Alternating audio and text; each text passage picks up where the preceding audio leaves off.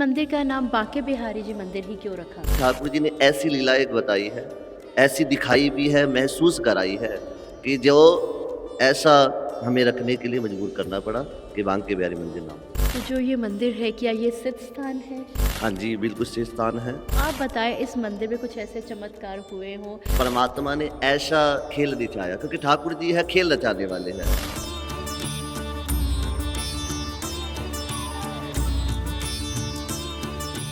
नमस्ते, आदाब, सत श्री अकाल। आप सभी का स्वागत है धार्मिक यात्रा विद किमी में। आज की इस यात्रा में हम बात करेंगे लुधियाना के प्राचीन प्रसिद्ध मंदिर जो है बांके बिहारी जी का, गौशाला रोड पे, उनके मुख्य पुजारी जी पंडित सौरभ शर्मा जी से। तो पंडित जी, आपका हमारे इस यात्रा में स्वागत है। जय श्री राम जी।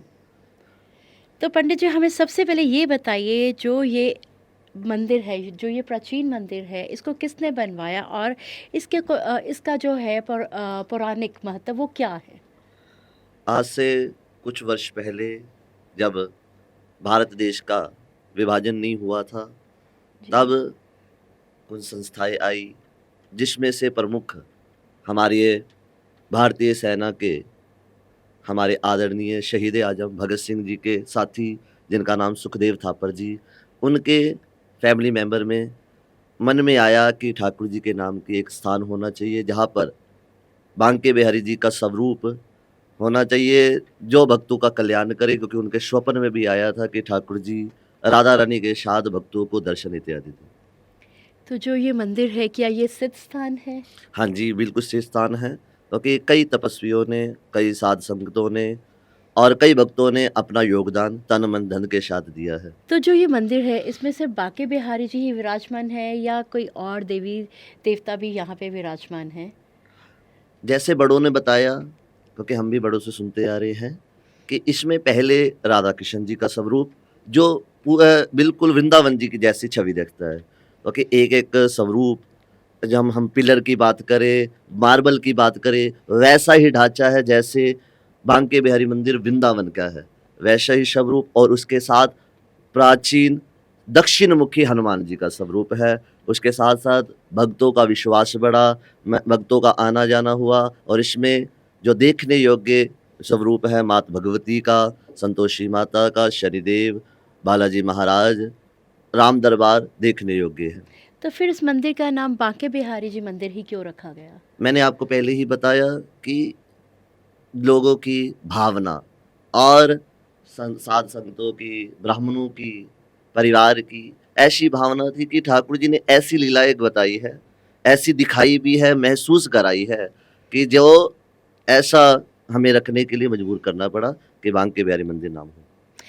जैसे हमें पता है, बांके बिहारी जी, चमत्कार, लीलाएँ, ये इकट्ठी चीज़ें होती। जहाँ पे बांके बिहारी जी हैं, वहाँ पे कुछ न कुछ चमत्कार भी होंगे, कुछ न कुछ लीला होंगी। तो आप बताएँ, इस मंदिर में कुछ ऐसे चमत्कार हुए हों, कुछ भगवान कृष्ण जी की लीला हुई हो यहाँ पे? मैं आपको बहुत सी लीलाएँ दिखा सकता हूँ, बता सकता हूँ आपके चैनल के माध्यम से कि ठाकुर जी ने खुद महसूस कराया है। कई बंसरी गिरा दी, वस्त्र पहना दिए कि कह दिया दिया कि मेरे वस्त्र ठीक नहीं हैं। मैं आपको छोटा-सा उदाहरण बताता हूँ। जी। यहाँ पर एक भक्त, उनके सपने में आए, ठाकुर जी ने कहा कि आपके पास गोल्डन रंग की टाइटन की वॉच है। उन्होंने अपनी पत्नी से कहा कि हमारे घर में गोल्डन टाइटन की वॉच है। ठाकुर जी ने कहा है कि मुझे पहना के जा। उनकी पत्नी ने मना कर दिया, नहीं है। तो उन्होंने फिर कहा कि ठाकुर जी ने मुझे सपने में बताया है कि अलमारी के इस खाने में टाइटन की वॉच है। और वैसे ही आप यकीन मानिए कि वैसे ही हुआ। टाइटन की वॉच थी गोल्डन कलर की और वो अगले दिन वो जोड़ा आया और ठाकुर जी को पहना के गए। मतलब जहाँ बांके बिहारी जी हैं, वहाँ पे तो चमत्कार होते ही हैं। हाँ जी।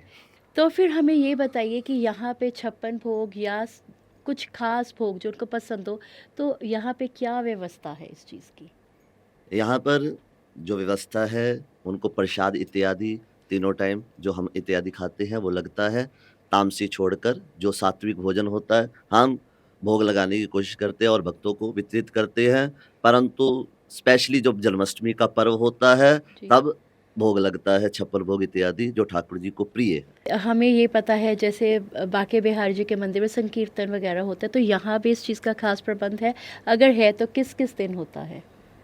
हमारे भारतीय संस्कृति में, हमारे हिंदू समाज में जितने भी त्योहार होते हैं हम मनाने की कोशिश करते हैं।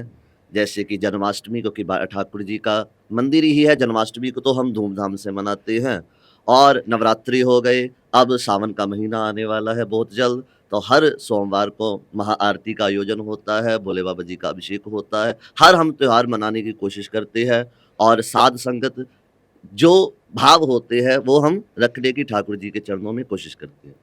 जैसे हम बात करें कृष्ण जी की, बांके बिहारी जी की, तो एक चीज़ हमने देखी है, जब भी कोर्ट में किसी से कहते हैं कि अगर किसी ने कसम खानी तो गीता जी को रखते हैं, जबकि हमारे यहाँ पे बहुत पुराने ग्रंथ हैं, उपनिषद हैं, बहुत वेद है, तो गीता जी पे हाथ रख के ही क्यों कसम खाई जाती है? क्योंकि ऐसा है, हम अपने ज्ञान के द्वारा ठाकुर जी की लीला को बखान कर सकते हैं। अब बिल्कुल जी। जैसे कि मैं अपना एक्सपीरियंस बता रहा हूँ आपके हाँ सामने, जी। परंतु उस समय जो गीता है, श्रीमद् भागवत गीता है, वो स्वयं ठाकुर जी ने अपने मुखारविंद से कही। किसको कही? सभी जानते हैं, अर्जुन को कही, क्योंकि अर्जुन परेशान हो गया था। इसलिए भागवत गीता को हम अपने जीवन में उतारने की कोशिश करते हैं। हमारे संविधान में भी भागवत गीता का बड़ा ही विशेष महत्व कहा गया है। तो जैसे कई मंदिर में होता है, जैसे हम बात करें, कई मंदिर में होता है कि प्रतिबंध होता है कि ये पुरुष ही करेंगे या ये स्त्री ही उनकी सेवा करेगी। तो यहाँ पे ऐसा कुछ है कि कुछ काम जो पुरुष करेंगे या स्त्री नहीं कर सकती या कोई भी सेवा ले सकता है? देखिए, ठाकुर जी की सेवा तो कोई भी ले सकता है। भगवान शंकर भी ठाकुर जी के अंग संग रहने के लिए उनके लीला में अपना-अपना योगदान दिया, क्योंकि है तो एक ही रूप, परंतु जहाँ पर मर्यादा की बात आ जाए, मंदिर हो, गुरु घर हो, चाहे हो गुरुद्वारा साहिब, वहाँ पर मर्यादा के अनुसार ही सारे कार्य होते हैं, क्योंकि मर्यादित पूजा विधान ही एक अच्छे स्ट्रक्चर को तैयार कर सकता है। तो जो ये मंदिर में ये यहाँ पे जो है गद्दी आगे अपने परिवार में दी जाती है या जो उनको योग्य लगता है वो इस गद्दी पे विराजमान हो सकता है? देखिए, यही बात आ जाती है योग्यता की। जिसे ठाकुर जी को चुनते हैं, उन्हीं को ही ये सेवा करने का मौका मिलता है, क्योंकि हम और आप क्या होते हैं, जिनको उन्होंने ठीक सेवा करवानी होती है, वो करवा ही लेते हैं। जिस प्रकार हमने कोई त्योहार मनाना है, जन्माष्टमी का पर्व ही ले लो, प्रसाद की जिसकी सेवा है, वो उन्हें नियुक्त कर देंगे, भजन किस चीज़ की सेवा है, उन्हें नियुक्त कर देंगे, और भी विशेष जो सेवा है, वो उन्हें नियुक्त कर देंगे, बाकी जैसी परमात्मा की इच्छा है। तो जैसे अभी आपने बताया कि आप मेडिकल लाइन में थे, तो अचानक से मेडिकल लाइन में आप यहाँ पे आपको गद्दी मिली, तो आपका क्या अनुभव रहा? आपको क्या लगता है कि क्या ऐसा हुआ आपकी ज़िंदगी में, या क्या कृष्ण जी की आप पे कृपा हुई कि आप इस गद्दी पे विराजमान हुए? ये तो कहते हैं कि पिछले जन्मों के तप है जो आगे आ गए। ओके, परमात्मा ने हाथ पकड़कर कहा कि अपनी सेवा करनी है। ओके, पारिवारिक माहौल ऐसा था, बचपन से ही पूजा पाठ करने, मंत्र बोलने की कोशिश करनी, लोगों की भलाई करने का मन में जज्बा था।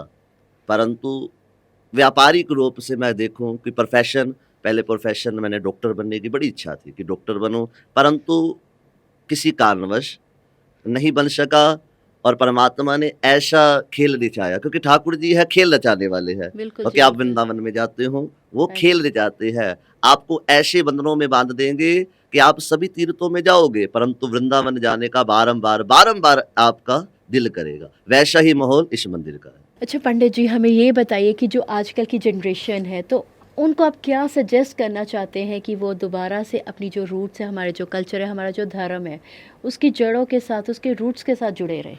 उसके लिए आप अपने माता-पिता की सबसे पहले सेवा कीजिए। माता-पिता के निर्देश अनुसार चलिए और अपने मोबाइल फ़ोन को यूज़ कीजिए, इसमें कोई परहेज़ नहीं है। परंतु आजकल क्या हो रहा है, हम कह रहे हैं हम घूमने जा रहे हैं। घूमने की जगह अलग है, जैसे शिमला, मनाली, और तीर्थ यात्रा जैसे कि हमारा वृंदावन धाम, माता वैष्णो देवी धाम, अमरनाथ जी, अमृतसर साहिब में हम जाते हैं। जहाँ मर्ज़ी जाइए, अपने गुरु घर जाइए, गुरुद्वारा साहिब जाइए, मंदिर में जाइए। परंतु कोशिश कीजिए, पहली बात सिंपल सिटी में, जिस प्रकार मैं आपके सामने बैठा हूँ। मैं आपके सामने दिखाने के लिए बैठ सकता हूँ कि मैं बहुत बड़ा शास्त्री हूँ और मैं आपके सामने बैठा हूँ, परंतु सिंपल सिटी। हमारे संत, हमारे ठाकुर, हमारे जो परमात्मा है, हमें सिंपल सिटी कि जितना हम दिखावा कम करेंगे। आजकल आप देख रहे हो कि भीड़ ज़्यादा है, ये भीड़ इसलिए है क्योंकि वो दिखावे की है। हम रील बनाने जाते हैं। परमात्मा से अपने मन की बात कहने जाओ, क्योंकि जितनी अपने मन की बात कहोगे वैसा अच्छा होगा, और अपने आसपास का वातावरण वैसे बनाओ। पूजा पाठ करो, अपने बड़ों की सेवा करो, और जिस ठाकुर को मानते हो, ठाकुर जी को, मात भगवती को, गुरु घर को, वाहेगुरु जी को मानते हो, उनकी सेवा करो। यकीन मानिए कि आपका जीवन में आपके चेंजेस होने लग जाएंगे। जो परेशानियां हैं वो आपकी दूर होगी, परमात्मा की कृपा होगी। ये बहुत ही अच्छा आपने सजेशन दिया, बहुत ही अच्छी बात की आजकल की जनरेशन के लिए, क्योंकि सब लोग मोबाइल में इतना बिज़ी हो चुके हैं, वो अपने जो हमारे बेसिक कल्चर उनको ही भूल रहे हैं। तो ये थे हमारे साथ बांके बिहारी मंदिर जी के मुख्य पुजारी पंडित सौरभ शर्मा जी, जिन्होंने बताया कि हमें कैसे चमत्कार का एहसास हुआ, कितने चमत्कार इस मंदिर में होते हैं। तो आप भी इस मंदिर में ज़रूर जाएँ, दर्शन करें और अनुभव करें आप अपने चमत्कार की। अगर आप भी घर बैठे धार्मिक स्थानों की यात्रा करना चाहते हैं तो जुड़े रहें धार्मिक यात्रा विद किमी के साथ।